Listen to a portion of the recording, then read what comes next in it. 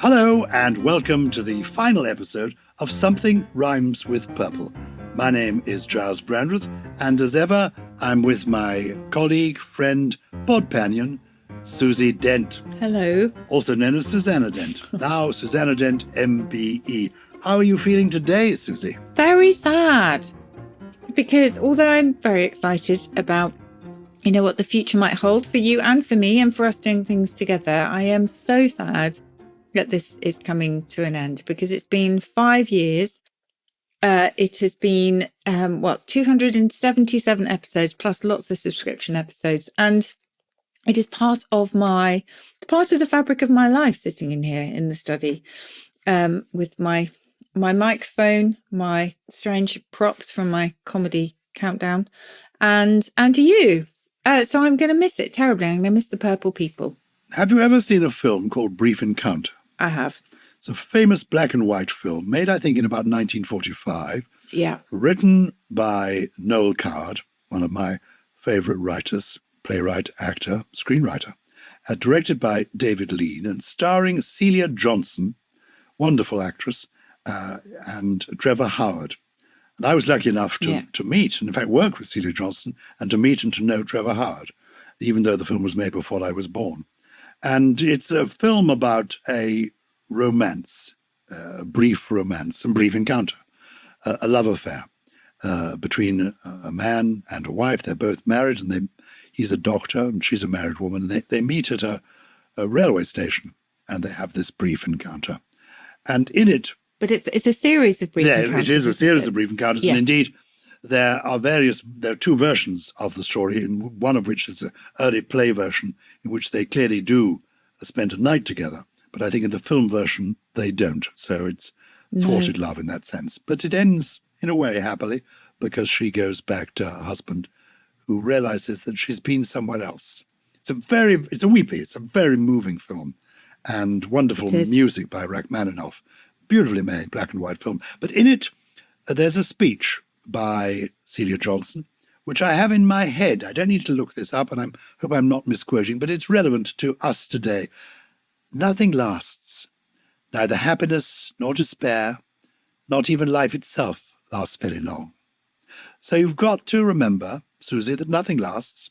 And as we know, both of us, and I know it particularly because I've written a book about how to be happy, new edition out now. Why not plug it? The 7 Secrets of Happiness, with the great Irish psychiatrist and psychologist, Dr. Anthony Clare. And he taught me that change is good for you. If you resist change, you will be unhappy. Change is the salt of the soup of life. So this is a change for us and for our regular listeners, but that can be good for us. And we know that nothing lasts. No, we know that nothing lasts. And I think if you listen to a lot of business gurus, they would say exactly the same thing, that you cannot improve if you do not evolve. But still, that doesn't stop there being the real sense of nostalgia, I think. There is. Today. And nostalgia, is one of the most potent emotions that people can feel. People love looking back. They love looking back. And as we look back on the Purple experience for us, without any question at all, the best part of the Purple experience has been the Purple people. Yes, it really has. And the Purple people have become such a cliche to say, that people that you've never met become a family to you. But we do know, because we have actually met lots of you, we do know how many listen to us, and we do know, thanks to you, that it does mean something in your lives, which is lovely, because not a week goes past that Gyles and I don't sit here together and someone has that week come up to us and told us how much they love it. And that's what we'll miss the most. But you will be able to find us somewhere else for sure. And we will be giving news of that. Yeah. Oh, yes.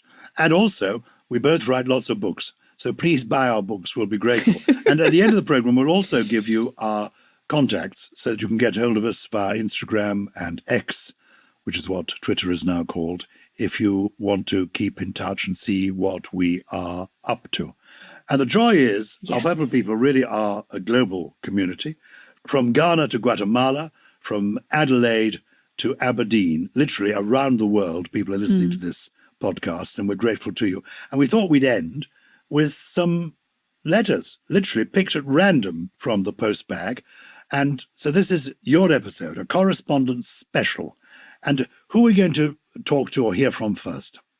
So our first email comes from Adam Wilkinson, who is closer to home than many. He's in Skipton in North Yorkshire. And he says he is an avid listener of our podcasts. He's hooked. He's a late comer, but he's worked his way through all the episodes, for which we are incredibly grateful, Adam. Well, start again. You've got to go back to the... There are at least... How many are there in all? 276. There will be, and then 7 with this one. Oh, my goodness. And there are countless, there are dozens and dozens of bonus episodes as well. So there's many, many hours of listening. Start all over again to cope with your addiction. Yes. So what's this question he's got for us? Hi, Gyles and Susie. I'm an avid listener of your podcast and can honestly say I'm hooked. I was a relative latecomer to them, but had now worked my way through all of the episodes, so thank you. And thanks for the hours of learning and entertainment. As they say, every day is a school day. Some words and phrases that have puzzled us. Slap up meal. This phrase we use sometimes and always question its origins. The phrase pulling out all the stops. We assume that this was something to do with an organ and using sound capabilities. Are we correct in this understanding? Thanks again. Adam Wilkinson from Skipton in North Yorkshire. So, slap up meal. Now, I know you know your Dickens very well, Gyles. And I don't know if you remember, I think in David Copperfield, he refers to a slap bang meal, which I think it's slap bang that Dickens uses. And essentially, this is food that is very unceremoniously slapped straight down on the table and you eat very quickly. So the opposite of a slap up meal. And we think that this is actually from the use of bang up. Now, bang up was sort of northern dialect for something that was of superior quality. You know, when we sort of say bang to rights or bang up to date, the idea of something clean and decisive. And so something that is bang up or slap up, the idea is of something that is of the highest quality definitively. So first rate, first class, grand. And it came about in the 19th century. So that's that one. And pulling out all the stops, Adam, you are absolutely right. It is to do with all the bells and whistles, which is another phrase that we took from the organ.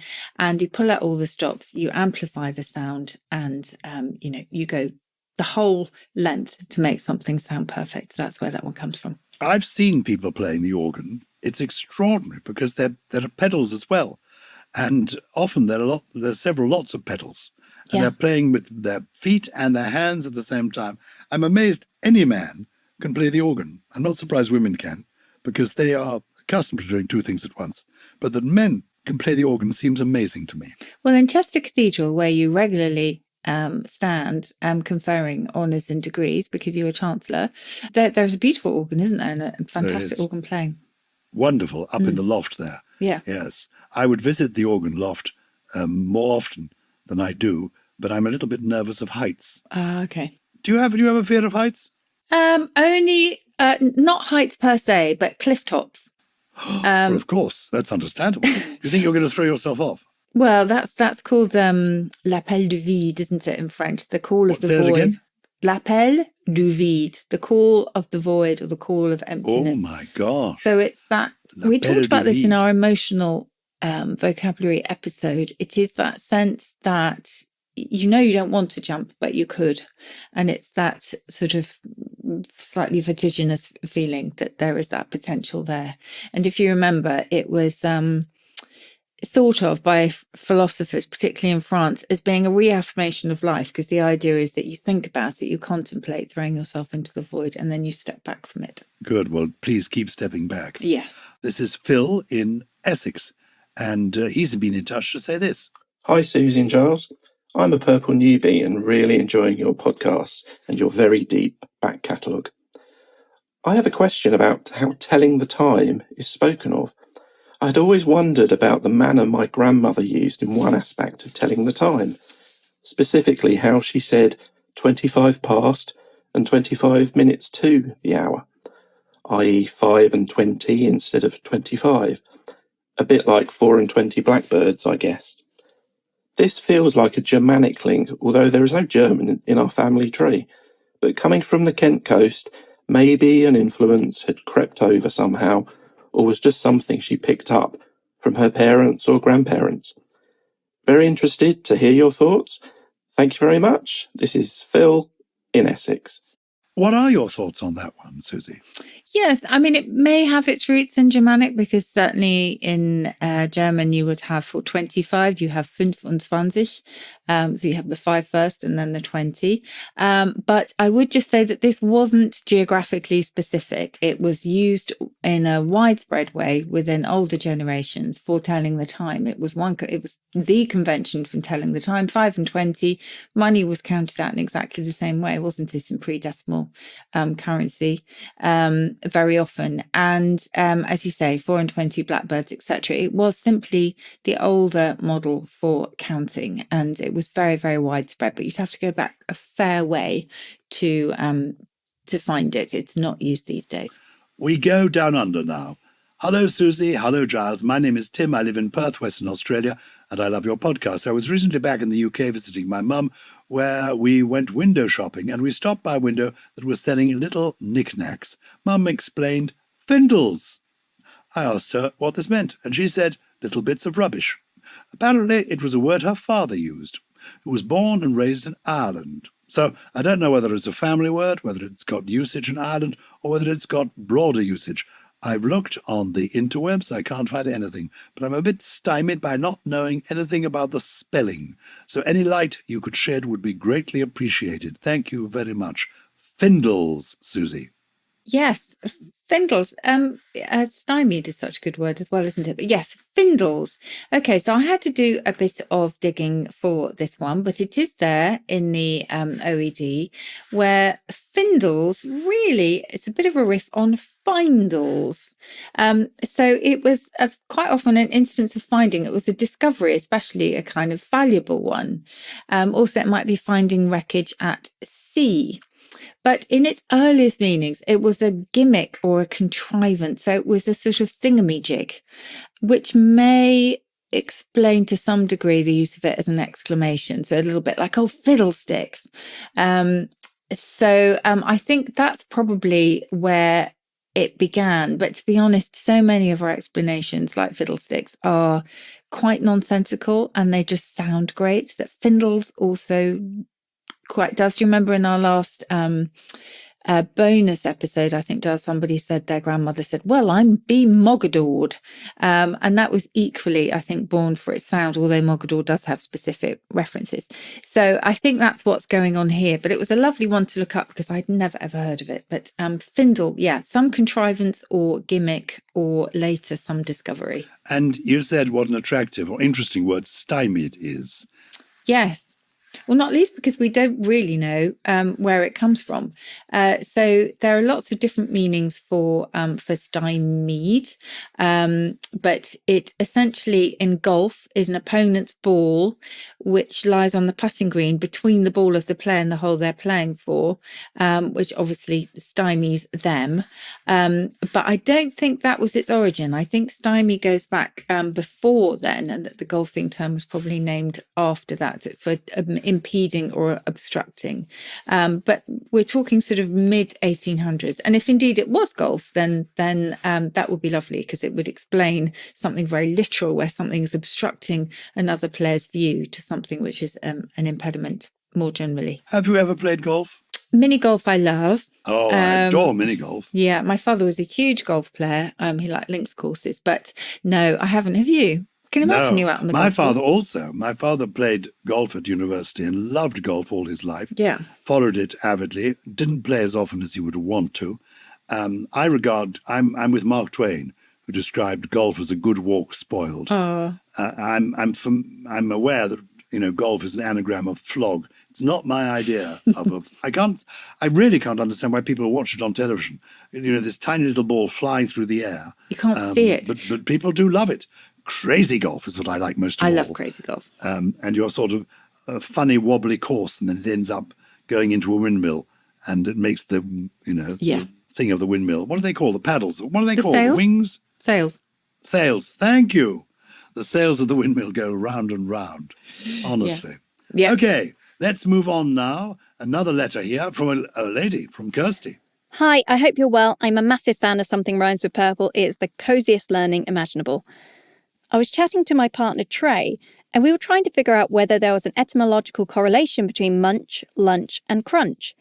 He was also bamboozled to learn, after a bit of Googling for myself, that the usage of the word munch might predate lunch. Is that correct? Thank you for creating a brilliant show. All the best, Kirsty. Now, Gyles, I chose this particular question myself, I have to say. I had a hand in this one because for a very long time, you have been saying to me that one of the gems that you have taken away from this podcast, together with apricity, which you mentioned in your new book. I find this so hard to believe. You're going to tell me about luncheon, aren't you? Yes. So the lunch and the luncheon thing. And when I looked recently in the OED, I saw that things have been slightly updated. Either that or I got things completely wrong.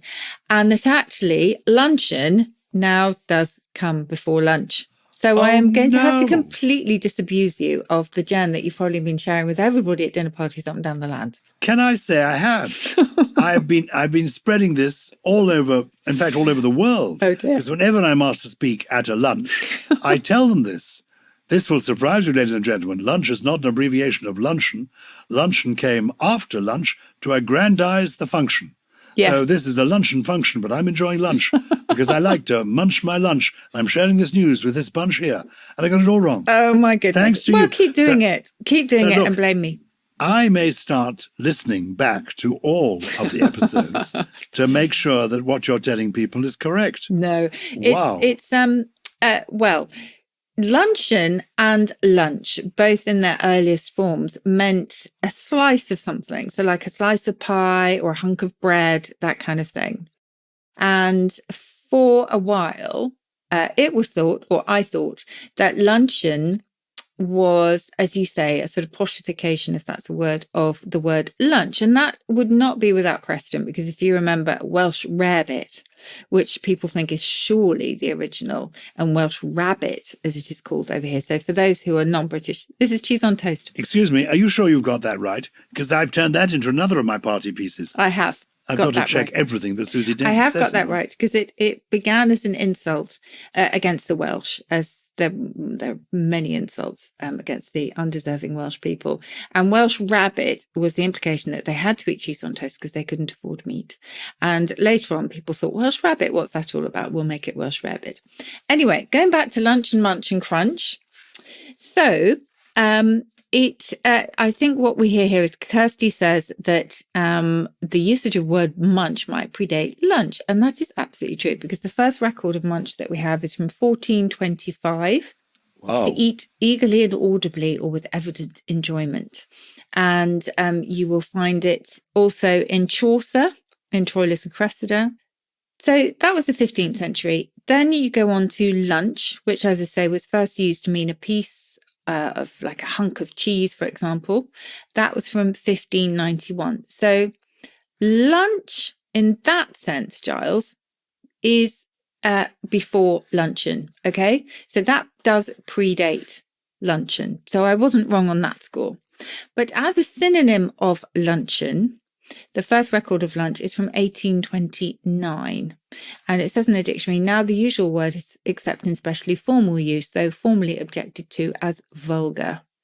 Okay, so lunch has been around longer than luncheon, but in that narrowed sense of something that was taken at midday, possibly then luncheon came first. So that's where I'm putting my hand up.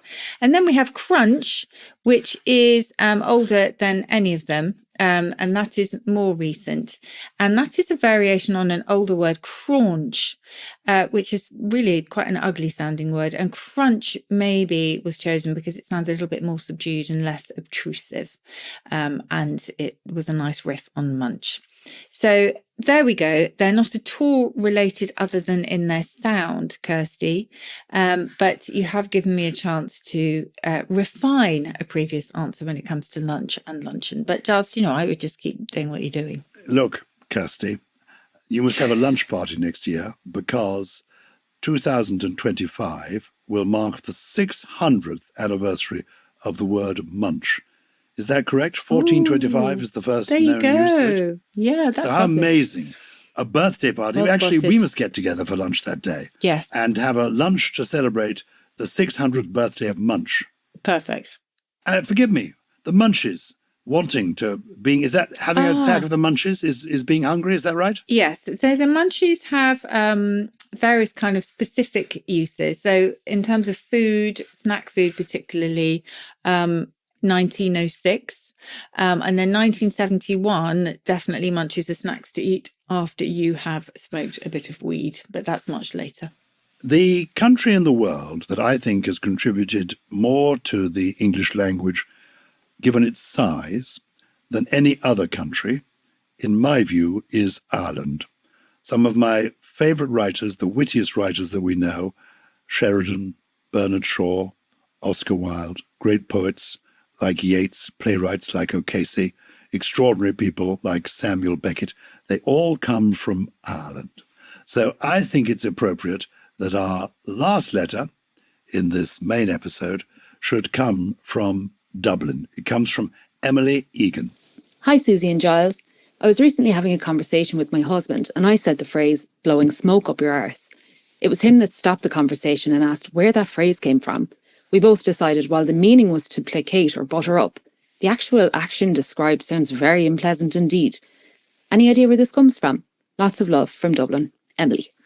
Well, it does sound rather unpleasant, but giving tobacco enemas was once upon a time thought to be a cure for various ailments. And indeed, No. yes, you can find specifically shaped bellows that would do just that. No. However, it does not, in terms of timing, look as though there is any association between the phrase blowing smoke off someone's arse and the use of those tobacco enemas, because the phrase begins to appear just before the Second World War, by which time the bellows would have been a thing of the past, thankfully. And in English already was the phrase to blow smoke, which is the same as camouflage, actually, because in French, camoufler meant equally to blow smoke in someone's face, so you literally could not see them or not be seen. And that was the idea of blowing smoke. In other words, you were trying to disguise what you were up to. And the second part of the phrase was probably added just to coarsen it, and it probably then appeared within, it seems, the British and the US military. There is one other explanation, though, which is quite funny, and that is that in the First World War, not the Second World War, it's said that in the trenches, British troops would hold up dummies to attract the fire of enemy snipers. I think this probably did exist. So you would hold up a sort of a dummy, almost like a guy, if you think of sort of Guy Fawkes. And then it is said that in order to make these dummies more realistic, they would put a cigarette in its mouth, and then a soldier crouching below the dummy would blow smoke out of it through a tube through the body, which is an ingenious idea. But again, there's no evidence, sadly, to support this, certainly not in connection to the phrase. I love that story. That's great. Yeah. And I love Dublin. Do you go often to Dublin? Not enough. Not enough. I haven't been for a few years. Oh, well, there's a new museum in Dublin that I recommend. It's called, let me see if I can remember it right, the Museum of Literature in Ireland, which they may pronounce Molly. It's spelled Molly, but they may pronounce it Molly because there's a lot about James Joyce and Molly Bloom being a character created by James Joyce. So it's a museum of literature, but it's of course it's got lots of books in it, but it's also a celebration of literature. The way they celebrate authors, poets, playwrights there is just brilliant. So I recommend that if you've not been to Dublin recently.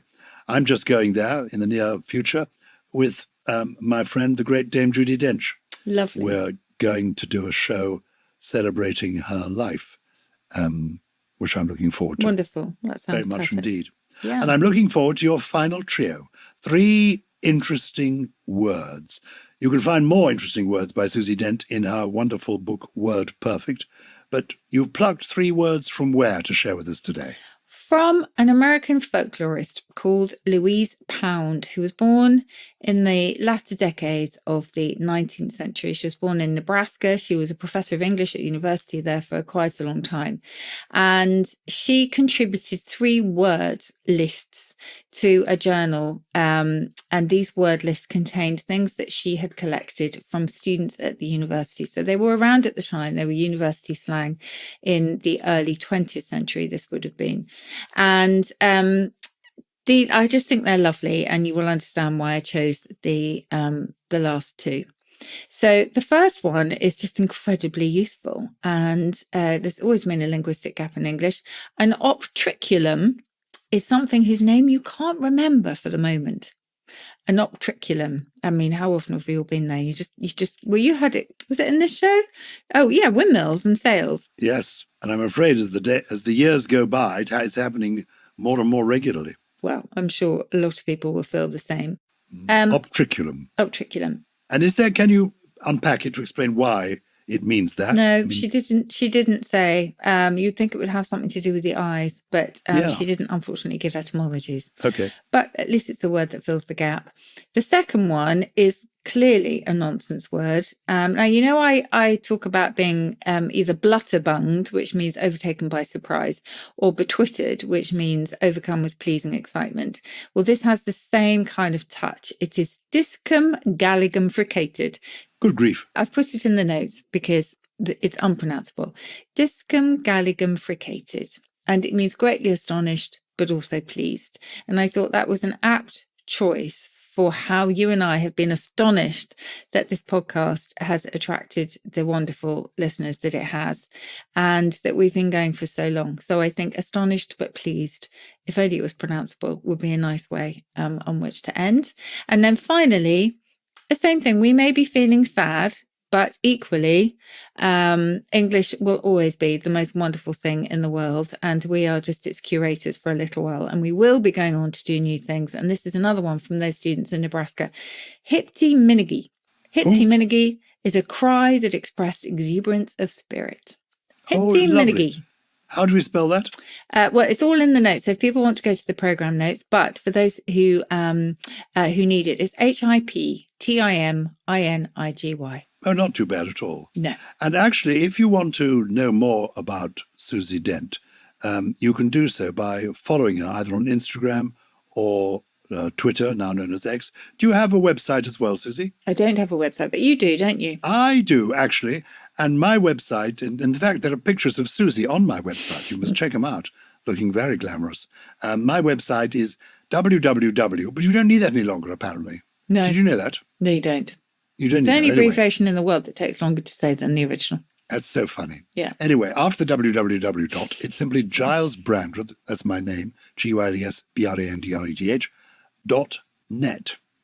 So gylesbrandreth.net, and you can go there and you can find out about me, read my blog.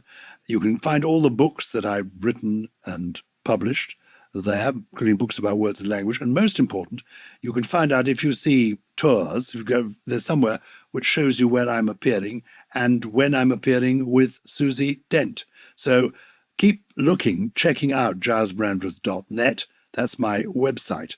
But people can follow you on Instagram, can't they? You can follow me on Instagram. Yes, the dates will be up at some point. Just to say, if you're looking at the moment, don't worry, they're not up yet, but they will be hopefully at some point. We will be doing some shows together, because that was also one of the joys of the Purple podcast. Meeting people. Yeah. Meeting people. Purple And Live. Your Instagram is simply at Susie Dent, isn't it? It is. And on X, you are Susie at Susie_Dent. Exactly. And I'm on Twitter, X, as Gyles B1, Gyles B1. And then on Instagram, it's at Gyles Brandreth. It is. Now, So is it time for my final poem? Yes. And what do you think I've chosen? You can guess this, can't you? What do you think?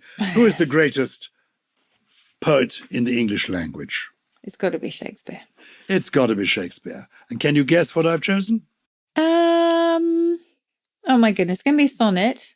No, it's not going to be a Oh, it's sonnet. not a sonnet, No, it's about okay. the same number of lines as a sonnet. Okay. It's from a play, and it's a play first performed around 1611, 1612. It's one of Shakespeare's last plays. Maybe it's the last play he wrote himself without a partner. Anyway, it's quite appropriate. The lines are spoken by Prospero in The Tempest. Our revels now are ended. These are actors, as I foretold you, were all spirits and are melted into air, into thin air. And like the baseless fabric of this vision, the cloud-capped towers, the gorgeous palaces, the solemn temples, the great globe itself, yea, all which it inherit, shall dissolve. And like this insubstantial pageant faded, leave not a rack behind. We are such stuff as dreams are made on, and our little life is rounded with a sleep. I am full of whist. That is beautiful. Absolutely beautiful. It's brilliant, isn't it? And anyway, that's it from us. You'll find us elsewhere, but it's been huge fun having your company over the last 5 years. Please feel free to start the shows right from the beginning and relive the magic that was Something Rhymes with Purple. Something Rhymes with Purple is a Sony Music Entertainment production. It was produced by Naya with additional production from Jennifer Mithry, Richie Lee and Ollie Wilson, and back with us for the final time. We should say, I think we cannot complete this without saying huge thanks to Sony, huge thanks to Naya, our most incredible producer who has seen us through thick and thin. And indeed her predecessors, all the people who've been involved in this. Yes, absolutely. Lawrence, Harriet, we've had some amazing producers, and we've also had some amazing engineers. And, the engineers have been extraordinary. Their appearance sometimes has left a little bit of desired. But I have to say, I mean, they are a remarkable group of people whose skill has made it possible for you to listen in near perfect quality. When it hasn't been perfect, it's because I was either too near the mic or too far away from the mic. Couldn't ever quite get it right. But they did their best to make it sound good. And we are particularly grateful to this character who has become a character in the pantheon of Purple, the Purple Pantheon. The Purple Pantheon. Looking so shevelled today. He is indeed. On our behalf. So we are saluting Yes. Gully. But most of all, we're saluting you, Purple people. Thank you for your company. Over and out.